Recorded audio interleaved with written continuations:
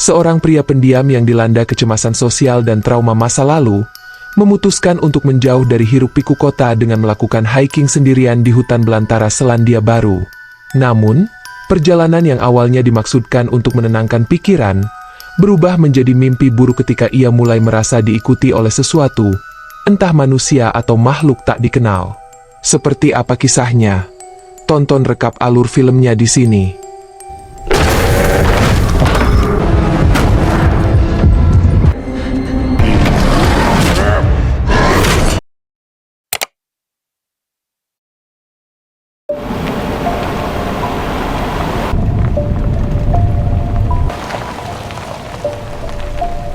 Film ini dibuka dengan seorang pria bernama Ian, yang berkendara menuju sebuah hutan terpencil.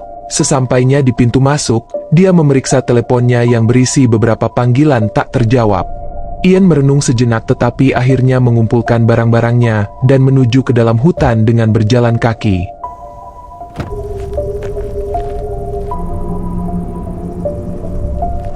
Ternyata dia kesini sendirian untuk mendaki. Mungkin untuk menenangkan pikirannya. Dia perlahan berjalan melewati hutan lebat, dan sesekali berhenti untuk menatap sesuatu. Kita jadi tahu kalau Ian bukanlah seorang pendaki biasa, karena ia sudah sangat lelah dalam 10 menit pertama. Terlebih lagi, dia mengenakan sweater dan celana jeans, yang merupakan pilihan aneh untuk acara seperti itu. Ian juga tidak membawa kaos kaki pelindung dan sekarang kakinya penuh dengan ruam yang menyakitkan. Meskipun demikian, ia tetap bertahan dan melanjutkan perjalanannya.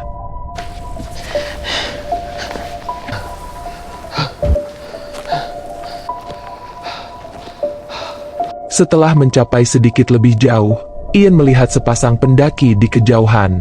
Mereka tampak sedang mengambil gambar dan bersenang-senang. Hal ini secara mengejutkan membuatnya sangat cemas dan dia memutuskan untuk menunggu sampai mereka pergi. Ternyata Ian adalah seorang introvert garis keras yang tidak menyukai kebersamaan dengan orang lain. Ketika dia bosan menunggu, dia mengambil jalan memutar dari jalur biasa dan melarikan diri sebelum mereka dapat melihatnya.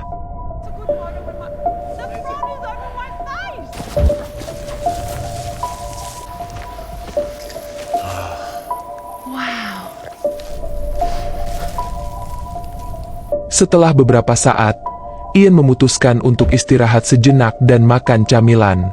Namun saat dia baru saja duduk, dia dikejutkan oleh seorang pendaki lain bernama Nikki. Orang ini tampaknya banyak bicara dan dia menghujani Ian dengan banyak pertanyaan, yang membuat Ian terlalu gugup untuk menjawab satupun pertanyaan, tetapi Nikki tidak kenal lelah. Dia terus mengoceh tentang hal-hal yang tidak relevan dan membuat lelucon yang mengerikan. Pada akhirnya, dia mengusulkan agar mereka mendaki bersama hingga mencapai air terjun. Ian mati-matian mencoba untuk pergi sendiri, tetapi Nikki entah bagaimana berhasil meyakinkannya untuk tidak melakukannya. Dia juga membuat Ian maju agar dia tidak melarikan diri. Sepanjang perjalanan, Nikki terus berbicara meskipun dia tidak mendapat banyak jawaban. Satu-satunya informasi yang dia ketahui tentang Ian adalah namanya, dan fakta bahwa dia dulunya memiliki sebuah bisnis. Setelah berjalan beberapa jam, Ian yang lelah berkata ia ingin buang air kecil. Namun, alih-alih membiarkannya melakukannya di tempat yang tenang, Nikki malah berbalik ke sisi lain. Keduanya kemudian melanjutkan perjalanan, hingga akhirnya mencapai sebuah kabin di tengah hutan. Mereka menemukan pasangan sebelumnya, Monica dan Austin di sana, yang juga ingin menuju ke air terjun. This is Ian. Ian, have we met before? I don't think so. Malam itu, Ian mencoba memasak daging di dapur ketika Nikki muncul. Dia menjadi begitu cemas hingga dia menarik keluar daging dari kompor, meskipun daging itu mentah. Dia kemudian mencoba pergi, tetapi Nikki mendesaknya untuk memasaknya dengan benar. Ian menurut dan mengembalikan daging itu, tetapi dia begitu teralihkan sehingga dia akhirnya membakar kompor. Untungnya, Nikki dan Monica segera datang untuk menyelamatkan dan memadamkan api. Fire! It'll make it worse. My lord. Open a window. Open a window. Setelah kejadian ini, Ian yang malu mengambil barang-barangnya dan diam-diam menyelinap keluar dari kabin. Namun setelah melangkah lebih jauh, dia melihat sesuatu di kejauhan. Hal ini membuatnya ketakutan setengah mati sehingga dia segera berbalik dan kembali ke kabin. Dia kemudian mengobrol sebentar dengan Austin, yang tampaknya lebih pengertian dan tenang. Di pagi hari saat Ian sedang sarapan, Nikki mendekatinya untuk mengobrol sebentar. Meskipun apa yang terjadi tadi malam, dia tampaknya tidak marah sama sekali. Nikki mengungkapkan bahwa dialah yang membersihkan semua piring yang gosong tanpa mengeluh. Dia lalu memberitahu Ian bahwa mereka berempat akan berangkat mendaki bersama. Orang yang cemas itu mencoba untuk pergi sendirian, tetapi Nikki mendapatkan kepercayaannya dengan memberinya sepasang kaos kaki hiking baru. Kelompok itu kemudian meninggalkan kabin bersama-sama, sambil menceritakan berbagai kisah dan lelucon. Satu-satunya orang yang tidak ikut dalam percakapan itu tentu saja Ian. Ketika mereka duduk untuk makan siang nanti, Austin mengungkapkan bahwa mereka melihat seekor binatang mati pada hari sebelumnya. Binatang itu telah dimutilasi secara biadab, jadi dia penasaran tentang predator apa yang bisa melakukan hal itu. Nikki tidak memperdulikannya, tapi Ian dibiarkan berpikir keras. Pembicaraan kemudian beralih ke hubungan, dan Ian ditanya apakah dia punya istri. Dia mencoba menghindari pertanyaan itu, tetapi yang lain memaksanya untuk menjawab. Akhirnya, Ian mengungkapkan bahwa dia memiliki seorang istri tetapi mereka sekarang telah berpisah. Muak dengan interogasi itu, dia lalu menuju ke dalam hutan untuk buang air kecil. Namun saat ia hendak melakukannya, ia melihat bekas cakaran dan darah di pohon-pohon. Hal ini sekali lagi membuatnya sangat ketakutan sehingga dia segera berlari kembali ke kelompoknya.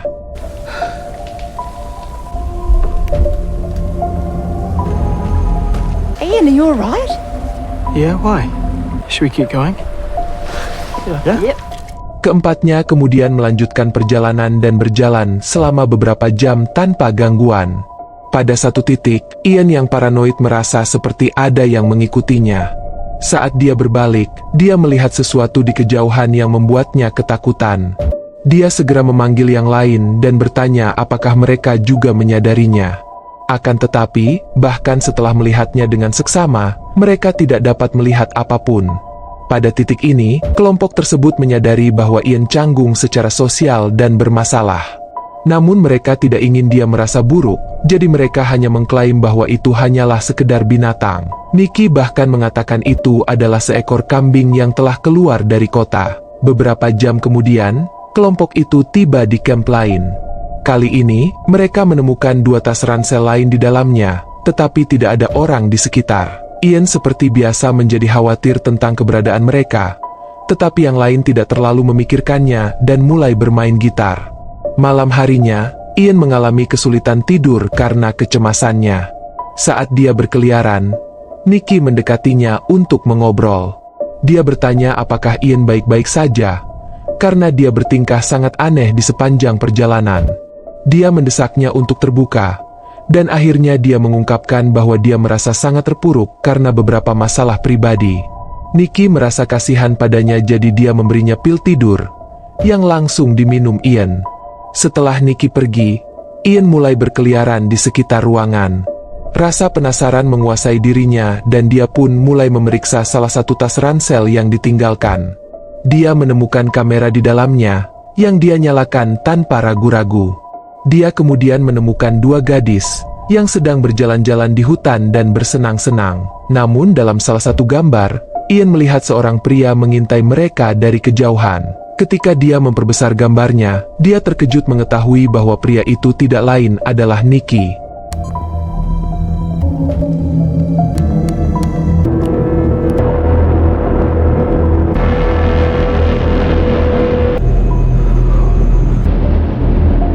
Ian mencoba mencari tahu lebih banyak, tetapi dia tiba-tiba merasa pusing. Saat itulah dia curiga bahwa Nikki memberinya obat bius, bukan pil tidur. Dia mencoba meminta bantuan tetapi segera kehilangan kesadaran dan jatuh ke lantai. Ketika Ian bangun di pagi hari, dia mendapati dirinya tertidur dengan damai. Ternyata Nikki menutupinya dengan selimut agar dia tidak sakit. Namun Ian masih curiga pada lelaki yang banyak bicara itu dan mulai mengungkapnya. Dia mengeluarkan kamera dan menegaskan bahwa Nikki sedang menguntit kedua gadis itu. Austin dan Monica meminta untuk melihat gambarnya, tetapi baterai kameranya tampaknya telah habis. Meski begitu, Ian menuduh Nikki yang memikat gadis-gadis itu ke tempat sunyi dan membunuh mereka. Dia juga mengklaim bahwa dia dibius tadi malam, saat dia hampir mengetahui kebenarannya. Mendengar semua ini, Nikki bahkan tidak mencoba membela diri. Dia terkejut bahwa tuduhan seperti itu ditujukan kepadanya. Bahkan kedua orang lainnya pun bingung dengan apa yang Ian coba katakan. Tepat pada saat itu, kedua gadis pendaki muncul di kabin, meninggalkan Ian yang benar-benar malu dan menyesal. Like 10 kilometers up. Yeah, there were no signs or anything. Tali's got some photos on her phone. I'm sorry. Pada adegan berikutnya, Ian mendekati Nikki dan meminta maaf atas perilakunya. Dia mengaku menjadi paranoid karena kurang tidur dan istirahat yang cukup. Anehnya, Nikki masih memaafkannya dan bersikap seolah tidak terjadi apa-apa. Austin dan Monica juga bersikap santai dengan situasi ini karena mereka merasa kasihan sekali pada Ian. Mereka mencoba mendukungnya dengan cara apapun yang mereka bisa. Kemudian, mereka mengemasi barang-barangnya dan melanjutkan perjalanan. Mereka segera tiba di sebuah persimpangan jalan. Satu jalan menuju air terjun dan jalan lainnya menuju hutan kauri. Monica dan Austin kemudian mengumumkan bahwa mereka ingin menuju ke hutan, karena mereka mendengar bahwa hutan itu jauh lebih indah. Jadi, kedua kelompok itu berpisah dan pergi ke arah yang berbeda. Anak-anak itu berjalan selama beberapa jam lagi dan hari mulai gelap. Pada satu titik, Ian kembali melihat sesuatu di kejauhan yang membuatnya takut. Namun ketakutannya segera hilang saat mereka disambut oleh air terjun yang indah. Keduanya meluangkan waktu sejenak untuk bersukacita atas pemandangan yang megah sebelum melanjutkan perjalanan mereka. Setelah beberapa saat, hari menjadi gelap gulita dan mereka harus berjalan melalui jalan sempit. Ian mengusulkan agar mereka mengambil rute lain, tetapi Nikki bersikeras bahwa mereka tidak punya pilihan lain. Dia lalu menyerahkan senter mahalnya kepada pria yang ketakutan itu dan memintanya untuk memimpin jalan. Ian dengan enggan bergerak maju dan menjelajahi tempat yang gelap itu. Namun dia segera kehilangan pijakannya dan terpleset, menyebabkan senter jatuh menuruni lereng. Hal ini membuat Nikki kesal dan dia memerintahkan Ian untuk turun ke sana dan mengambil kembali senternya. Dia juga menyatakan bahwa dia menghabiskan $300 untuk itu. Ian dengan ragu menurut dan meluncur menuruni lereng untuk mengambil senter. Namun pada saat itu, dia melihat sosok gelap berdiri tepat di sampingnya. Panik, dia lari dari sana sambil berteriak sekeras-kerasnya. Monica dan Austin yang kebetulan berada di dekatnya mendengar tangisannya dan bergegas menghampirinya. Nikki juga tiba di sana dan mereka melihat ke bawah untuk menemukan apa yang mengejar Ian. Namun, sekali lagi mereka tidak melihat apapun. Setelah mencapai kabin terdekat, Nikki, Austin, dan Monica berdiskusi serius. Mereka khawatir pada Ian dan ingin segera mengeluarkannya dari hutan ini. Karena pasangan itu sedang berbulan madu, Nikki dengan ramah menawarkan untuk menemaninya keluar. Dia masih bersedia menolong orang yang cemas, aneh, dan asing meskipun semua yang telah terjadi. Ketiganya kemudian mendekati Ian dan memberitahunya tentang keputusan mereka. Anehnya, dia tidak memiliki masalah dengan hal itu. Keesokan paginya, Ian dan Nikki memulai perjalanan mereka menuju kota. Mereka berjalan selama berjam-jam sampai Nikki harus buang air besar sehingga dia pergi ke sudut. Ian kemudian mengambil waktu menyendiri itu untuk merenungkan segala sesuatu yang telah terjadi. Namun saat dia asik dengan pikirannya, dia menyadari bahwa Nikki masih belum kembali. Dia memanggilnya, tetapi tidak mendapat jawaban. Ian perlahan menuju ke arah di mana temannya pergi beberapa waktu lalu. Namun dia segera menemukan pemandangan mengerikan yang sangat mengejutkannya. Nikki?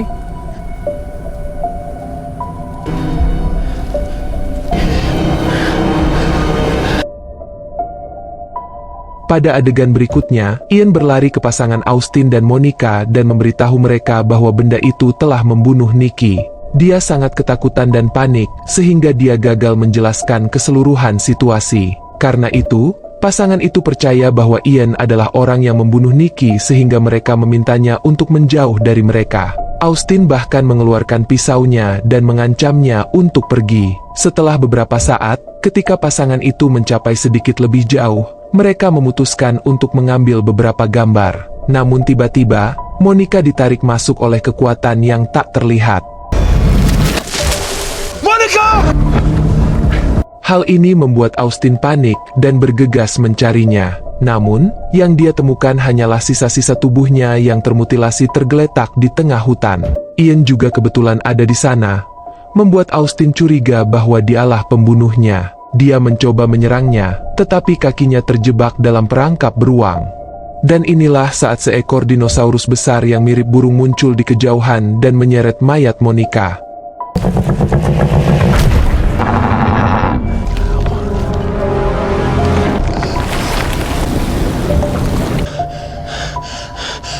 Anak-anak lelaki itu benar-benar terkejut dengan apa yang baru saja mereka saksikan.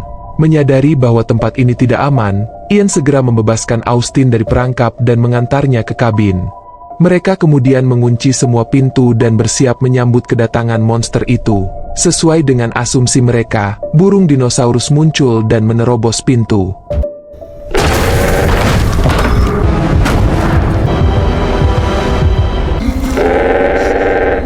Binatang itu segera menusuk wajah Austin dengan paruhnya yang seperti pedang dan membunuhnya.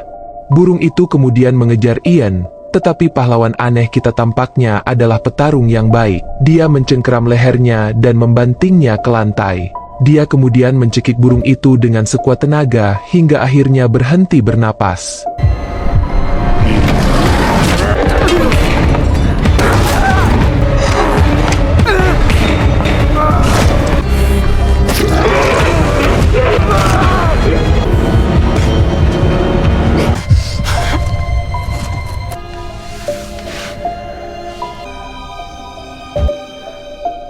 Ketika matahari terbit keesokan paginya, Ian yang terluka dan babak belur berjalan melewati hutan.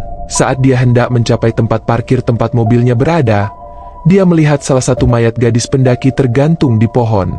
Kemudian, setelah menjelajah sedikit lebih jauh, ia menemukan sekumpulan telur dinosaurus, yang menunjukkan bahwa masih ada lagi makhluk seperti ini. Ian yang ketakutan kemudian mencoba melarikan diri, tetapi dia tiba-tiba diserang oleh binatang sama yang lebih besar.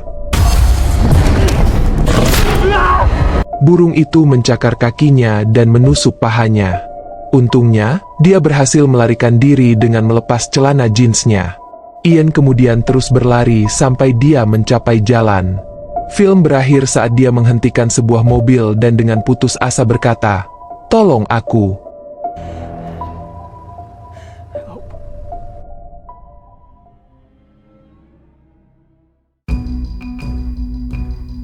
Kalau dilihat postur burung besar ini mirip binatang purba dinosaurus, apakah film ini ada hubungannya dengan Jurassic World?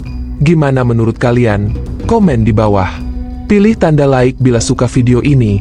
Dukung juga channel ini dengan subscribe dan aktifkan lonceng notifikasi, agar gak ketinggalan rekap alur film terbaru di channel ini. Terima kasih yang sudah nonton video ini, dan sampai jumpa di video-video lainnya.